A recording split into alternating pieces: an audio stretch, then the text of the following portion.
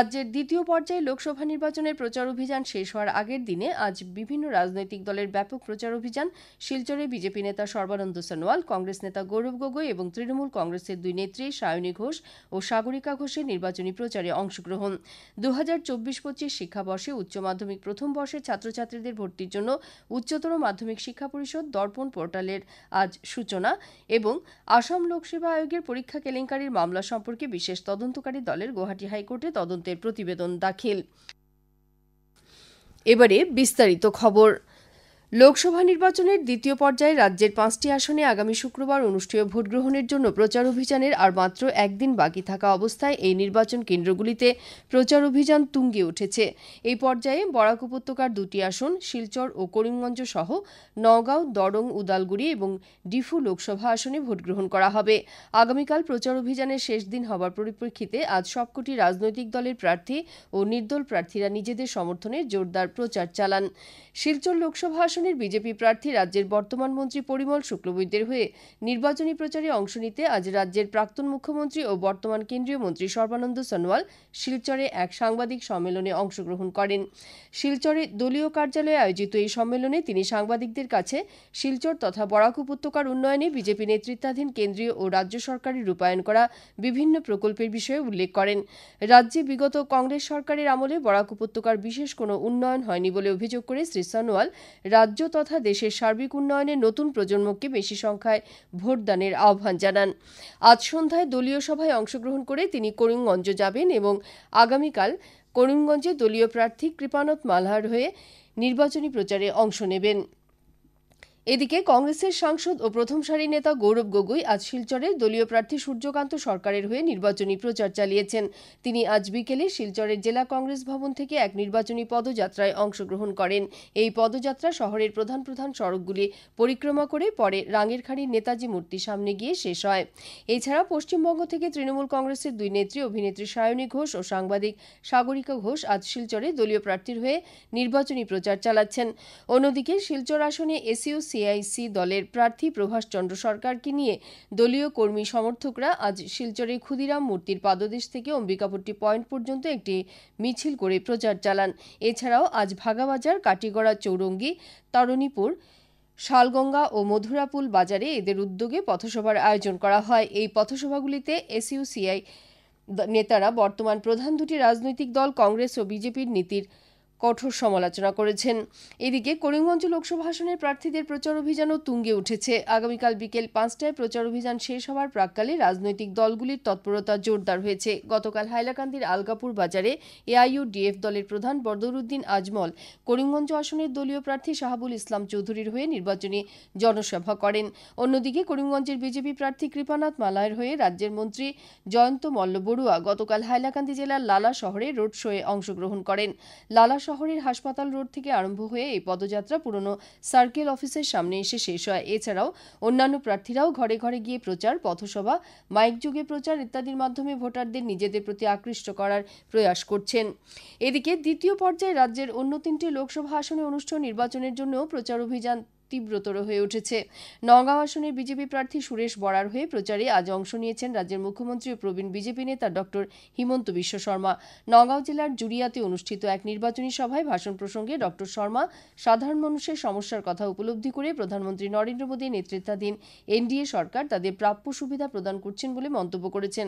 মুখ্যমন্ত্রী আজ দরং উদালগুড়ি লোকসভা আসনের এনডিএ প্রার্থী দিলীপ শইকিয়ার সমর্থনে সিপাঝাড়, মঙ্গলদৈ, নাগরিজুলিতে প্রচার চালান।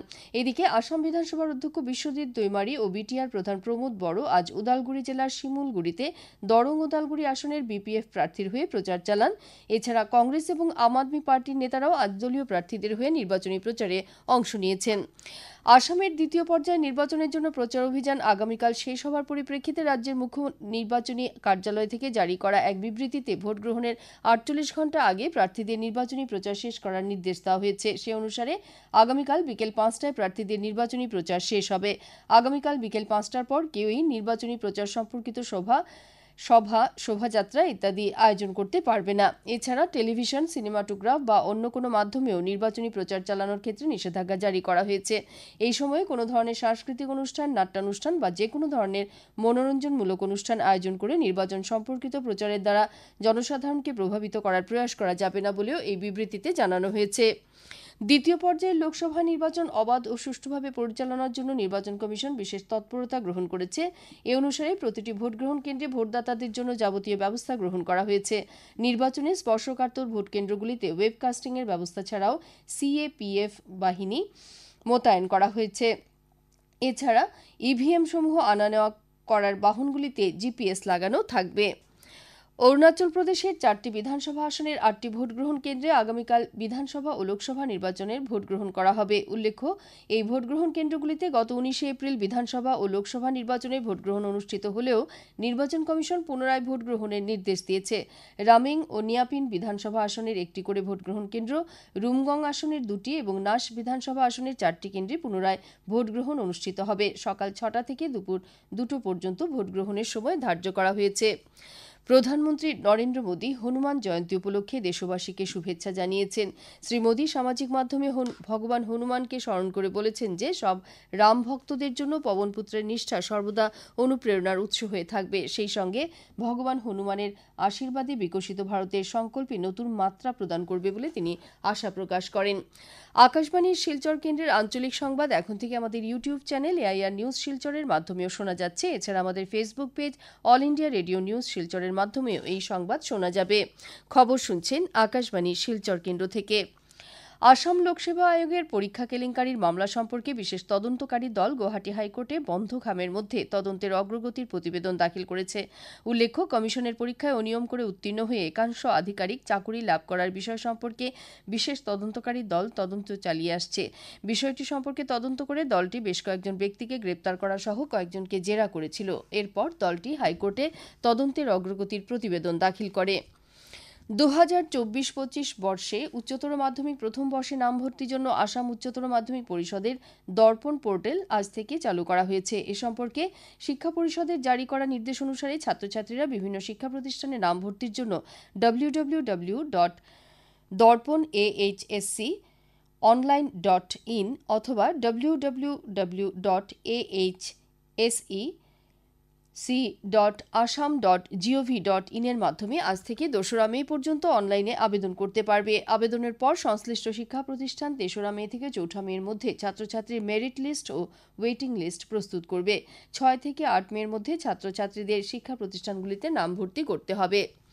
আবহাওয়া বিজ্ঞান বিভাগ আগামীকাল পর্যন্ত উত্তর পূর্বাঞ্চলে প্রবল বৃষ্টিপাতের পূর্বাভাস দিয়েছে। এই সময়ে আসাম, অরুণাচল প্রদেশ, মেঘালয়, নাগাল্যান্ড, ত্রিপুরা, মণিপুর ও মিজোরামে হালকা থেকে মাঝারি বৃষ্টিপাত হওয়ার সম্ভাবনা রয়েছে। সেই সঙ্গে আবহাওয়া বিজ্ঞান বিভাগ পূর্ব ভারতে পরবর্তী 4 দিন পর্যন্ত গ্রীষ্মপ্রবাহের প্রকোপ অব্যাহত থাকবে এবং নতুন নতুন অঞ্চল গ্রীষ্মপ্রবাহের কবলে পড়তে পারে বলে সতর্ক করেছে।